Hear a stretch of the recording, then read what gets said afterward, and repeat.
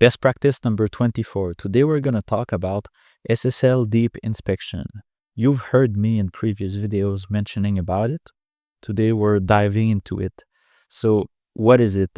It's the process of having your firewall decrypting encrypted traffic that will flow through it. As an example, you all know that every time you go on a website, there's a lock on the URL which says HTTPS, which means that the connection is secure and encrypted. In our case here, we want to do a man-in-the-middle attack with the firewall that will insert itself in the middle of the communication and decrypt the communication. And what this allows us to do is that the firewall will be able to inspect the content of the traffic, which is the payload, to detect malicious signatures or anything that might be in this traffic. And deep inspection will be a requirement for going to the ultimate level on certain security profiles, as we've already discussed. How does that work? The first premise, the first thing you need to have to be able to do deep inspection is a good network segmentation. Why? Because in order to do deep inspection on a system, on a client, you need to have the ability to install a trusted root certificate, a custom trusted root certificate on this client. What that means is that if you have a VLAN which contains all of your stuff, printers, IoT device, users, a bunch of IP connected devices, you're not going to be able to install a trusted root certificate, a custom one, in all of these devices. Some of them, they don't even allow that level of management. So that's why you need to have a good network segmentation. For example, the main VLAN that we're going to inspect is the user VLAN. So having a VLAN with all of your users in it will make it very, very easy to do deep inspection, because you will only enable it for this VLAN and not the others. Because on the user VLAN, you can push a custom trusted root certificate on all of the corporate devices. So that's the first step. You need to have that. Once you have it, how does that work?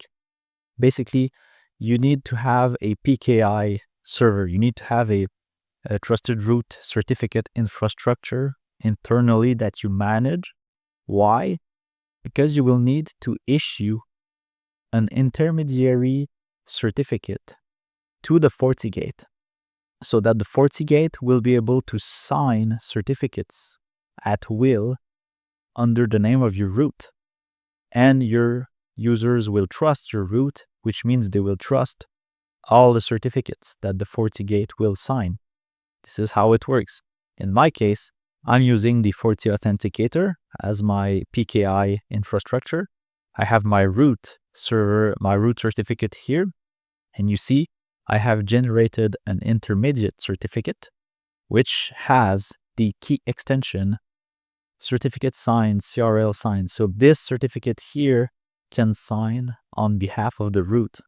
And I've installed it on the certificate store of my FortiGate. Now I can use it in my FortiGate. I always like to clone the default profile. So there's a default deep inspection. I just clone it. Once it's cloned, I keep almost everything by default, except here, the CA certificate.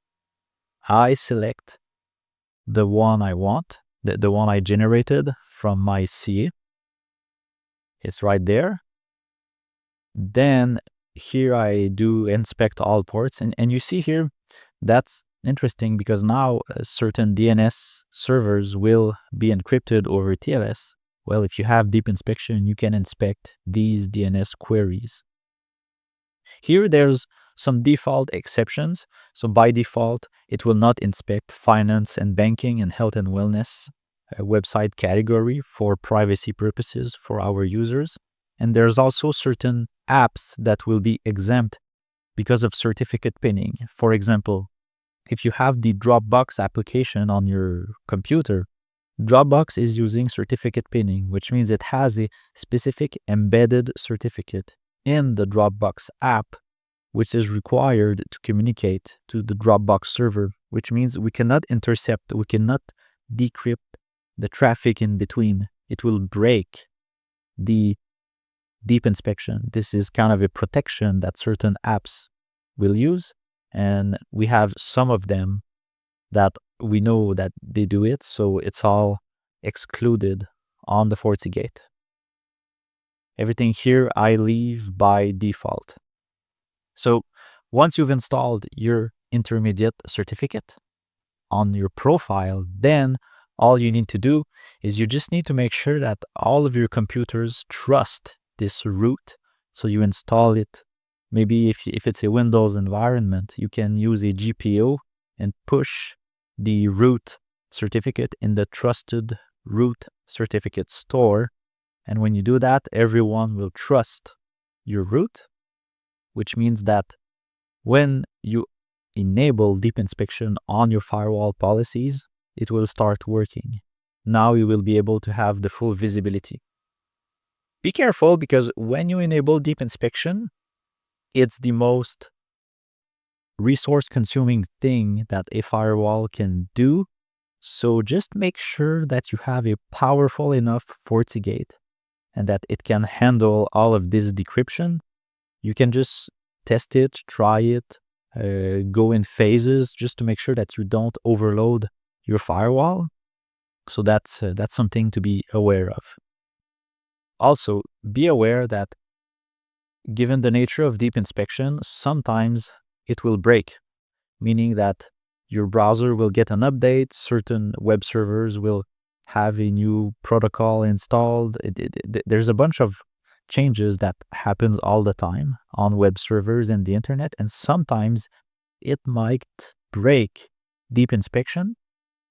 And so we have to wait that Fortinet give us an update so that it starts working again. This is not specific to Fortinet. It's just any next-gen firewall in general will from time to time have deep inspection breaking. It's not their fault. It's just that this is how the nature of deep inspection is. Sometimes it will break and you have to patch it and fix it.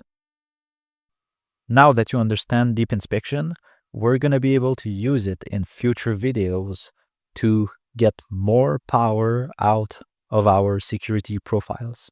This is it for this video, and I will see you in the next one.